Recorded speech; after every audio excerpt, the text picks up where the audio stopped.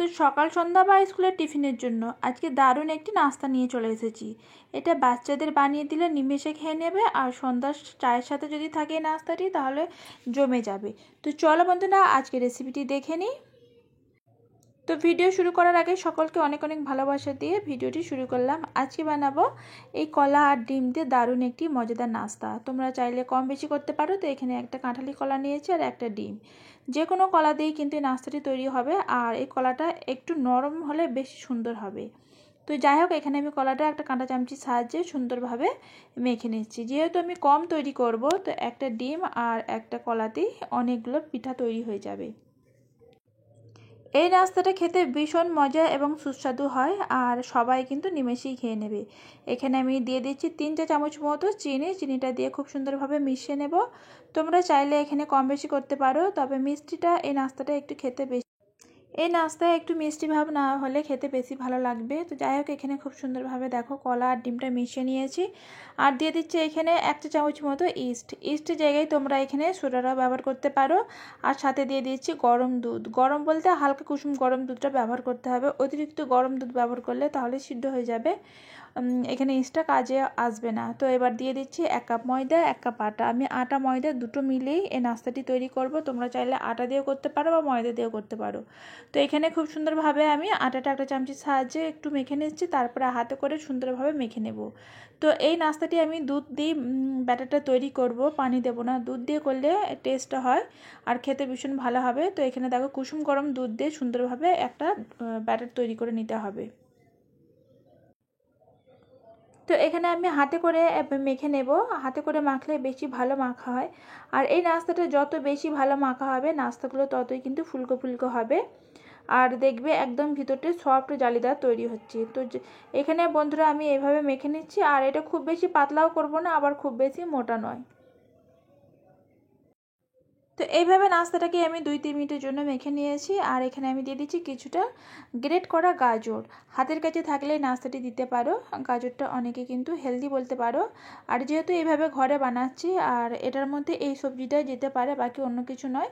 তো হাতের কাছে থাকলে চেষ্টা করবে গাজরটা দেওয়ার, আর ভিতরটা দেখতে সুন্দর লাগার জন্য একটু দিলাম। চাইলে দিতেও পারো, নাহলে বাদ দিতে পারো।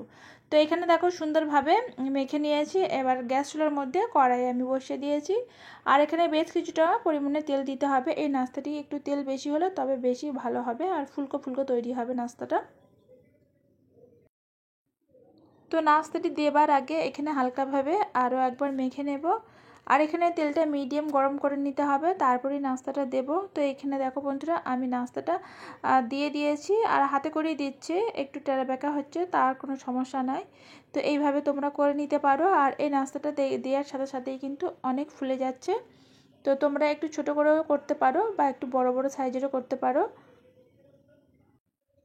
আর এখানে গ্যাসের ফ্লেমটা লোতে রেখে নাস্তাটা করতে হবে, আর যেহেতু এটা ভিতরটা দেখবে কাঁচা রয়ে যাবে আর ওপরটা তাড়াতাড়ি লালচে এসে যাচ্ছে, আর আস্তে আস্তে করলে অনেকটা ফুলবে আর অনেক সুন্দরও নাস্তাগুলো তৈরি হবে। এখানে দেখো বন্ধুরা, যেগুলো প্রথমে দিয়েছি সেগুলো অনেকটা কালার চলে এসেছে, তারপরে বাকি যেগুলো লাস্টের দিকে দিয়েছি হালকা কালার আসতে শুরু করে দিয়েছে, আর আমি এটি লো ফ্লেমেই কিন্তু এই নাস্তাটি তৈরি করে নিচ্ছি। এই নাস্তাটা বন্ধুরা চায়ের সাথে বা স্কুলের টিফিনে, অফিসে স্ন্যাক্স হিসাবে যে কোনো সময় খেতে পারো, এবং মেহমান যদি হঠাৎ বাড়িতে চলে আসে কিছু না থাকলে ঝটপট করে এই নাস্তাটাও তৈরি করে তাদের দিতে পারো, তারাও খেয়ে কিন্তু অনেক তোমার প্রশংসা করবে। তো যাই হোক বন্ধুরা, এখানে নাস্তাটা আমার হয়ে গেছে, তুলে নিচ্ছি। এখনও অবধি আমার সাথে আছো, লাইক কমেন্ট সাবস্ক্রাইব করোনি, প্লিজ একটা লাইক করে দিও, আর এখনও অবধি সাবস্ক্রাইব না করা থাকলে সাবস্ক্রাইব করার অনুরোধ রইল। আর যদি ভিডিওটি ভালো লেগে থাকে তাহলে শেয়ার করতে পারো তোমার ফ্রেন্ডস বা ফ্যামিলির সাথে।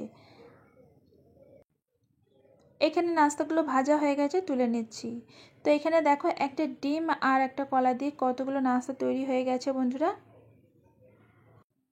অনেকটা ফুলকো ফুলকো একদম তুলতুলা হয়েছে। এই নাস্তাটি তোমরা যদি উপভোগ করতে চাও তাহলে এইভাবে তোমরাও বাড়িতে বানাও, আর বাচ্চাদের নিয়ে সকলে মজা করে নাস্তাটি খাও সন্ধ্যার টাইমে। তো ভিডিওটিকে আর বেশি বড় করব না, এতক্ষণ আমার সাথে থাকার জন্য অসংখ্য অসংখ্য ধন্যবাদ।